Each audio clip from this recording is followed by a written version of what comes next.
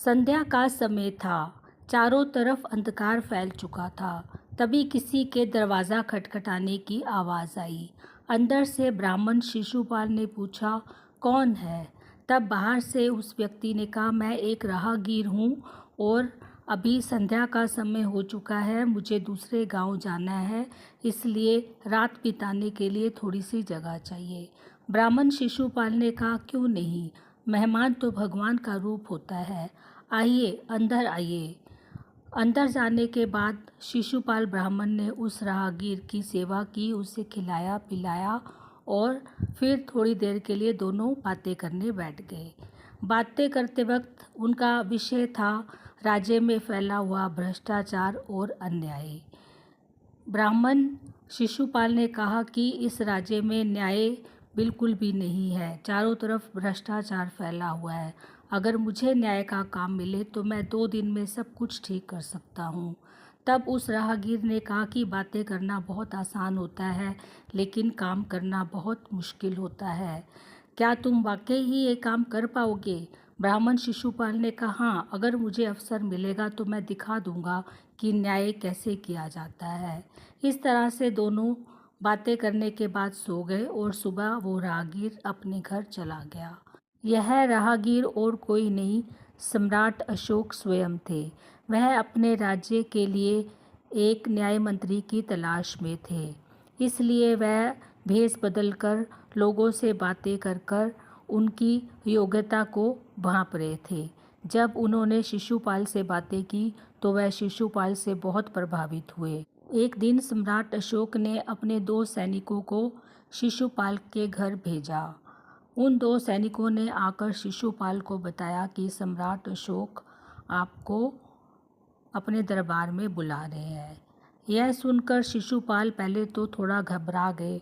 उनको लगा शायद वह राहगीर सम्राट के पास जाकर उनके लिए कुछ उल्टा पुल्टा बोला है, लेकिन साहस करके वह सैनिकों के साथ सम्राट अशोक के दरबार में पहुंच गए। जब वह दरबार में गए तो सम्राट अशोक ने खड़े होकर उनका स्वागत किया और शिशुपाल से पूछा, तुम्हें याद है, एक दिन तुमने कहा था कि मुझे अवसर चाहिए और अगर तुम्हें अवसर दिया जाएगा तो तुम न्याय का डंका बजा दोगे। शिशुपाल ने यह सुना तो पहले तो घबरा गए, फिर उन्होंने साहस करके बोला, हाँ, अगर मुझे अवसर मिलेगा तो मैं न्याय का डंका जरूर बजा दूंगा। तब सम्राट अशोक ने शिशुपाल के उंगली में एक अंगूठी डाली और बोला, आज से तुम इस राज्य के न्याय मंत्री हो और इस राज्य में न्याय का सारा कार्य तुम्हें दिया जाता है। शिशुपाल ने इस पद को स्वीकार कर लिया और उसी दिन से न्यायपालिका का काम बड़े जोश से करना शुरू कर दिया। अब चारों तरफ शांति का माहौल था।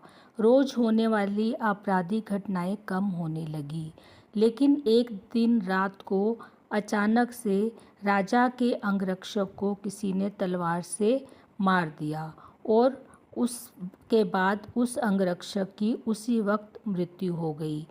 सुबह यह खबर पूरे राज्य में आग की तरह फैल गई। सुबह जब राजा को यह बात पता चली तो राजा ने शिशुपाल को तुरंत दरबार में पेश होने का हुक्म दिया। शिशुपाल ने आकर सारी घटना पर विचार किया और सम्राट अशोक से समय मांगा। अब दिन रात शिशुपाल अपने कर्मचारियों के साथ यह पता लगाने में जुट गए कि आखिर उस अंगरक्षक की मृत्यु कैसे हुई।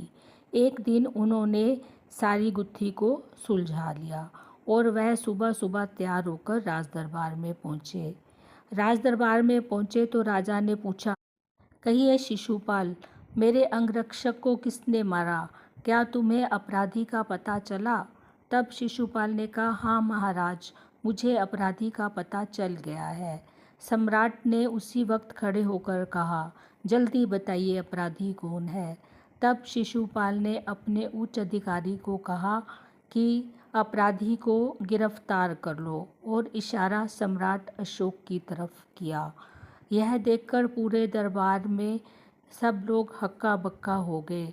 सम्राट कैसे अपने अंगरक्षक को मार सकते हैं? सम्राट अशोक भी यह सुनते ही बहुत क्रोधित हो गए, लेकिन शिशुपाल एकदम शांत खड़े रहे और उन्होंने फिर से अपने उच्च अधिकारी से कहा, जल्दी से अशोक को गिरफ्तार करो। यह सुनते ही उनके उच्च अधिकारी ने सम्राट अशोक के हाथों में हथकड़ियां लगा दी। यह देखकर चारों तरफ सन्नाटा छा गया। तब न्याय मंत्री शिशुपाल ने सम्राट से पूछा, क्या आप अपना जुर्म कबूल करते हैं? तब सम्राट अशोक ने कहा, हाँ, मैं अपना जुर्म कबूल करता हूँ, लेकिन यह अंगरक्षक बहुत उद्दंड था। तब शिशुपाल ने कहा, यह ठीक है कि वह उद्दंड था, लेकिन आप एक राजमंत्री की हत्या इस तरह से नहीं कर सकते, इसलिए मैं आपको मृत्युदंड सुनाता हूँ। यह सुनकर सब लोग हैरान रह गए। शिशुपाल ने कहा, इसका दंड मृत्युदंड से कम नहीं हो सकता। सम्राट अशोक शिशुपाल की तरफ चुपचाप देखते रहे और उनकी सारी बातें सुनते रहे। वह मन ही मन शिशुपाल से बहुत प्रभावित भी हो रहे थे, लेकिन पूरे दरबार में सन्नाटा छाया हुआ था। तभी शिशुपाल के एक उच्च अधिकारी एक सोने की मूर्ति लेकर दरबार में प्रवेश करते हैं। तब शिशुपाल ने कहा, हमारे शास्त्रों में राजा को भगवान का दर्जा दिया गया है। हमारे राजा ने अपराध किया है, इसका दंड भगवान स्वयं सम्राट अशोक को देंगे। इसलिए मैं सम्राट अशोक को चेतावनी देकर बाइज्जत बरी करता हूँ और इस सोने की मूर्ति को सम्राट अशोक की जगह फांसी की सज़ा दी जाएगी। यह सुनकर चारों तरफ शिशुपाल के न्याय की तारीफ होने लगी और सब लोग शिशुपाल के नाम की जय जयकार करने लगे। जब दरबार खाली हो गया तो शिशुपाल ने अपनी राजमुद्रा उठाकर वापस सम्राट अशोक को दे दी और बोला कि मैं अब यह जिम्मेदारी और नहीं उठा सकता।